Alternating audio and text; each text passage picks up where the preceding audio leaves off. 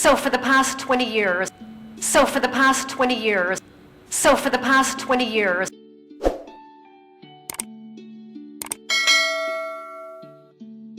I've been helping Malaysians and other Southeast Asians to speak better English.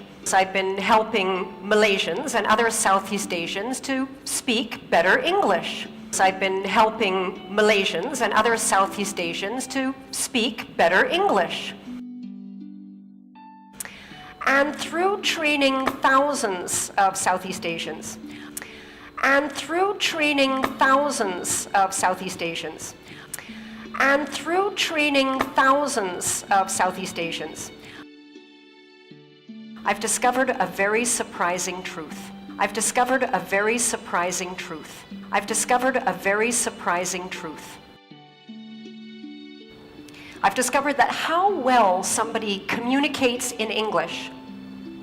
I've discovered that how well somebody communicates in English. I've discovered that how well somebody communicates in English actually has very little to do with their English level. Actually has very little to do with their English level. Actually has very little to do with their English level. It has a lot to do with their attitude towards English. It has a lot to do with their attitude towards English. It has a lot to do with their attitude towards English. There are people out there who have a very, very low level of English. There are people out there who have a very, very low level of English. There are people out there who have a very, very low level of English, and they can communicate very, very well. And they can communicate very, very well. And they can communicate very, very well. One of them that I remember was a student, a participant of mine named Faisal. One of them that I remember was a student, a participant of mine named Faisal. One of them that I remember was a student, a participant of mine named Faisal.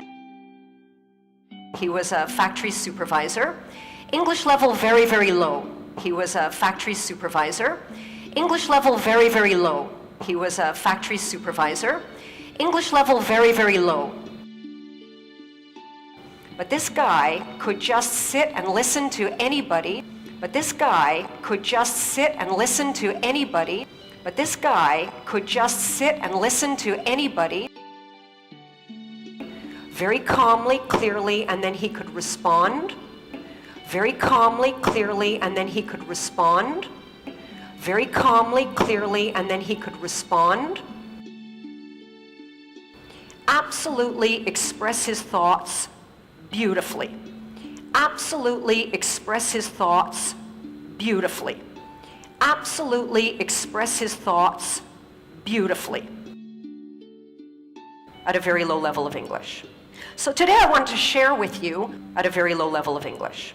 So today I want to share with you at a very low level of English. So today I want to share with you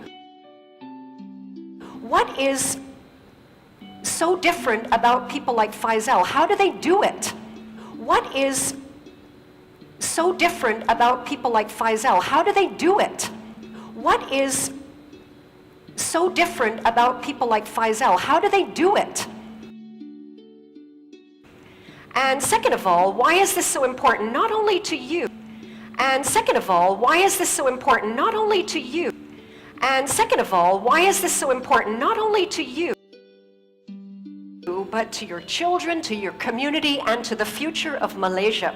But to your children, to your community, and to the future of Malaysia. But to your children, to your community, and to the future of Malaysia. And third of all, what's one thing you can do starting today? And third of all, what's one thing you can do starting today? And third of all, what's one thing you can do starting today? If you want to speak with that calm, clear confidence that people like Faisal has, okay? If you want to speak with that calm, clear confidence that people like Faisal has, okay? If you want to speak with that calm, clear confidence that people like Faisal has. So first of all, what is so different? How do people like Faisal do it? So first of all, what is so different? How do people like Faisal do it? So first of all, what is so different? How do people like Faisal do it? So to answer that question, I'm going to take you back about 10 years, okay? I'm going to take you back about 10 years, okay? I'm going to take you back about 10 years, okay? So I was training staff at that time.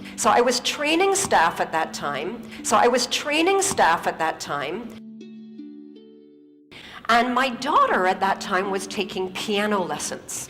And my daughter at that time was taking piano lessons. And my daughter at that time was taking piano lessons. And I started to notice two really strong similarities. And I started to notice two really strong similarities. And I started to notice two really strong similarities between my daughter's attitude or thinking towards playing the piano, between my daughter's attitude or thinking towards playing the piano, between my daughter's attitude or thinking towards playing the piano, and a lot of Malaysians' thinking or attitude towards English. And a lot of Malaysians' thinking or attitude towards English. And a lot of Malaysians' thinking or attitude towards English.